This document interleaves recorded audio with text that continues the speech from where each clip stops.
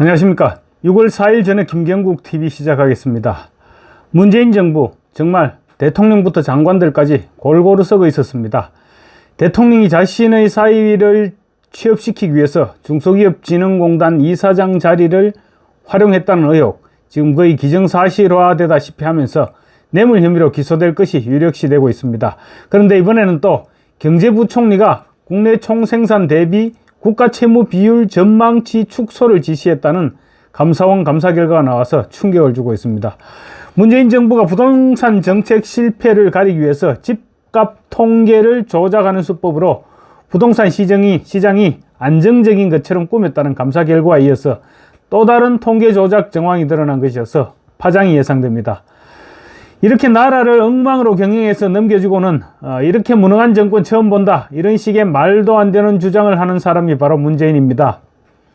윤석열 정권의 검찰이 제대로 일을 했더라면 진작에 드러났을 일들인데 집권 2년이 넘어서야 지금 문재인 정권의 국가 운영과 관련된 비리들이 하나씩 터져나오고 있는 것입니다. 특히 국가 채무 비율 전망치를 축소한 것은 우리 미래 세대에 대한 빛을 축소해서 떠넘기자는 것으로 단순한 숫자 조작을 넘어서 대한민국의 미래를 망치는 매국에 다름없는 행위를 할 수 있습니다.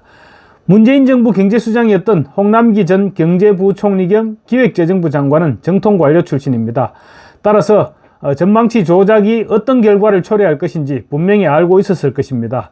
그럼에도 불구하고 그런 행동을 했다는 것은 문재인 정부의 전반적인 분위기와도 무관치 않아 보입니다. 순간의 위기만 넘어가고 다음 정권이야 어찌됐건 겉모습만 번지르르 하면 된다, 그런 정부 분위기였음을 알 수 있게 하는 대목입니다. 정말 천벌을 받아 마땅할 정권입니다. 이번 감사원 감사에서 드러난 홍남기 전 경제부총리의 국내 총생산 대비 국가 채무 비율 전망치 축소 지시는 경제총사령탑까지 국가 통계에 분치를 했다는 점에서 참담하지 않을 수 없습니다. 정부의 권위와 도덕성에 큰 흠집을 남겼을 뿐만 아니라 미래 세대에 엄청난 부담을 떠넘겼다는 점에서 엄중한 처벌을 내려야 된다는 지적입니다. 국가 채무 비율 왜곡 사건의 발단은 문재인 정부가 코로나19 긴급 재난지원금 등을 통해 나라 돈을 대대적으로 푼 2020년으로 거슬러 올라갑니다. 문재인 정부는 당시 코로나19 재난지원금을 명분으로 총선을 앞두고 대대적인 현금을 살포했고, 그 결과 총선에서는 압승을 거둘 수 있었지만 우리 경제는 그만큼 나락으로 떨어지고 있었던 것입니다. 감사원에 따르면 홍남기 당시 경제부총리 겸 기재부 장관은 2020년 7월 청와대 정례보고에서 재정 건전성과 관련해서 불필요한 논란이 커지지 않도록 잘 관리해달라, 이런 청와대의 당부를 듣고 전망치 조작 작업에 착수했습니다. 홍 전 부총리는 당시 장기 재정 전망을 논의하면서 2060년 국가 채무 비율로 153.0%와 129.6%를 보고받자 100%가 넘는 국가 채무 비율은 국민들이 우려한다, 이렇게 얘기하면서 2060년 국가 채무 비율을 두 자릿수로 낮추라고 지시했습니다. 특히 홍 전 부총리는 2060년 국가 채무 비율을 낮추기 위해서 구체적인 방법까지 제시했다고 감사원은 전했습니다.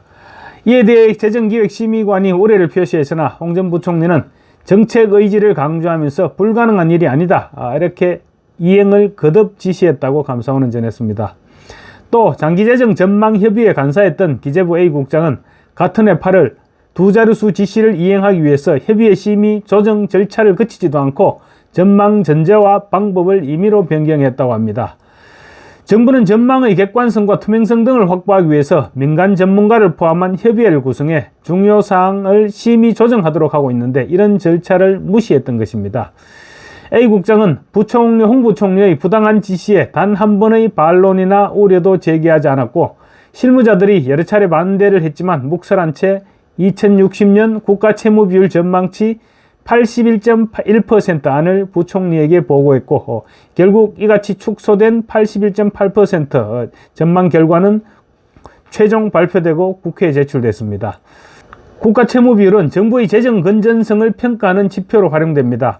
그래서 국가 채무 비율이 낮을수록 정부는 더 적극적으로 재정을 쓸 여지가 생기는 것이죠. 조작된 채무 비율을 근거로 문재인 정부는 국가 재정에 부담이 가는 또 다른 선심 정책을 꺼내들었을 것이고, 국가 채무 비율은 더욱 악화됐을 것으로 추정할 수 있습니다. 감사원이 이번 감사 과정에서 조세재정연구원과 함께 장기 재정 전망을 재추계한 결과 2060년 채무 비율은 81.1%가 아닌 148.2%로 계산됐습니다. 장기 재정 전망은 미래 재정의 지속 여부를 판단할 수 있는 가늠자입니다. 거기에 포함된 국가 채무 비율 전망치가 잘못되면 재정 지속성을 담보할 수 없게 됩니다. 그런데도 홍 전 부총리는 당장 잘 보이려고 통계 조작을 선택했던 것입니다. 국내외에서 정부 신뢰를 잃게 할 위험한 일을 경제부총리가 서슴없이 한 것이었습니다. 통계자료에 기반한 정책들이 효과를 내고 미래 청사진을 그리려면 국가 통계에는 한치의 오차도 없어야 됩니다. 그런데 지난 3월에는 문재인 정권의 김수현, 김상조 전 청와대 정책실장, 그리고 김현미 전 국토교통부 장관, 강신욱 전 통계청장 등 문재인 정부 핵심 인사 11명이 주택가격, 고용, 소득 분야 국가 통계를 당시 정책에 유리하게 보이도록 조작한 혐의로 검찰에 기소됐습니다. 향후 통계 조작 같은 국기문란이 더 이상 발생하지 않도록 재발 방지 대책이 시급하고 또 관련자에게 엄중한 처벌이 뒤따라 될 것으로 보입니다. 감사원도 이번 건에 대해서 기재부 등의 비위 사실 통보에 그칠 것이 아니라 필요하다면 수사 의뢰도 해야 될 것입니다. 좌파 정권 실력은 없고 평가는 받고 싶고 하다 보니 국가 미래를 좌우하는 통계 수치 조작까지 서슴지 않아 왔는데 이번 기회에 통계 조작에는 반드시 엄벌이 따른다는 선례를 분명하게 남겨야 같은 일이 반복되지 않을 것입니다. 감사합니다.